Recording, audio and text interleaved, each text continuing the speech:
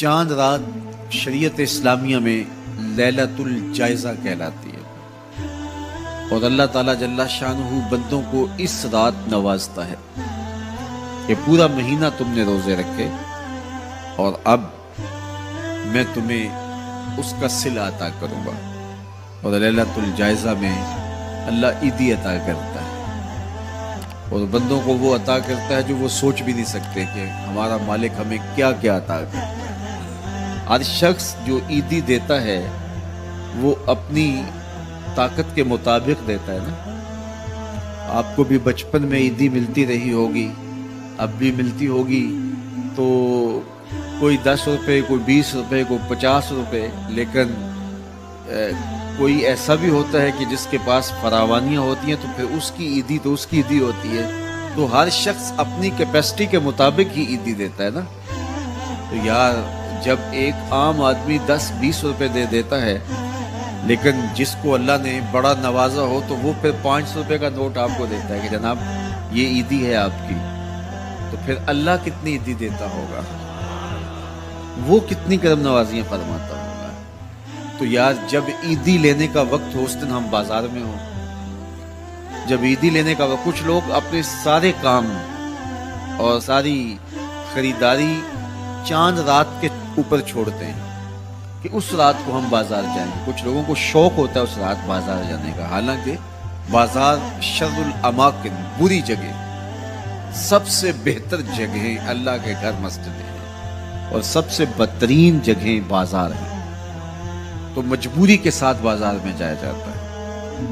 आपकी मजबूरी है कुछ खरीदना, और अगर आप कारोबार करते हैं तो आपकी मजबूरी है कुछ बेचना, ताकि आप उस खरीदो फरोख्त से अपने बच्चों का रिज़्क कमा सकें या अपनी ज़रूरियात को वहाँ से जाके ख़रीद के ला सकें। तो वो मजबूरी है। तो मजबूरी के लिए आप वहाँ जा सकते हैं और हमें हुक्म दिया गया देर से जाओ जल्दी वापस आ जाओ। मस्जिद में हुक्म दिया गया है जल्दी जाओ देर से वापस आओ। और हमें पता है कि चांद रात को रश कितना होता है और हम उसी वक्त के लिए सारे काम छोड़े हों जबकि कंधे से कंधा छू रहा होता है और मर्द व ज़न का इख्तलात भी वहाँ होता है।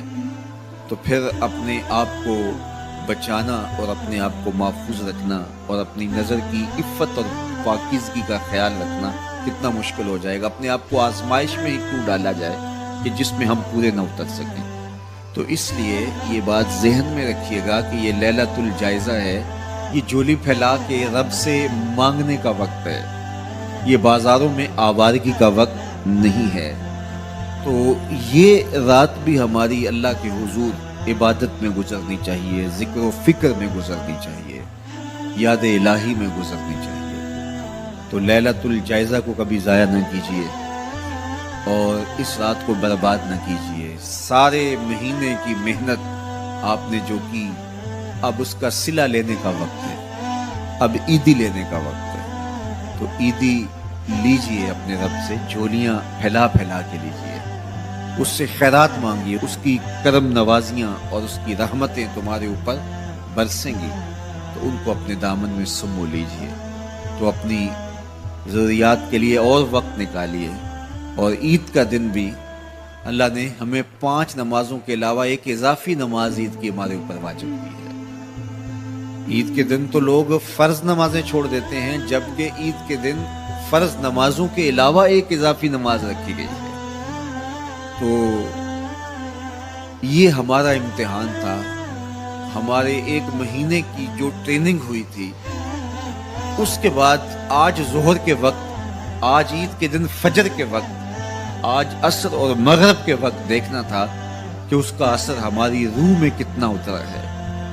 और मैं कहता हूँ कि जब मुसलमान सारा महीना रोज़े रखें, तरावी भी पढ़े और नमाजें भी अदा करें, और ईद के दिन फजर के वक्त मस्जिद में नमाजी ना मिले, ज़ोहर के वक्त आधी सफ़ हो, तो शैतान तो बड़ा खुश होता होगा, वो तो बड़ा राज़ी होता होगा कि ये पढ़ते थे नमाजें और तरावी और क्या क्या करते थे। पता चला ना कि इनके अंदर कुछ भी नहीं उतरा और ये जहाँ खड़े थे उससे भी नीचे लुढ़क के आ गए। तो शैतान को कभी खुश न होने देना, अल्लाह के हुजूर सरखुरुई और कामयाबी के लिए دعا مانگتے ہوئے ماہ سیام سے رخصت ہوں. یہ گھڑیاں اللہ نے نصیب کی. گنتی کے دن انہیں کہا گیا ہے. تو یہ گنتی کے دن یوں ہی بیت جاتے ہیں اور اسی طرح پوری زندگی بیت جاتی ہے. اور پھر جب آنکھ بند ہوتی ہے تو پھر آنکھ کھلتی ہے کہ ہم زندگی کہاں گزارتے. تو آئیے ان لمحوں کو غنیمت جانیے.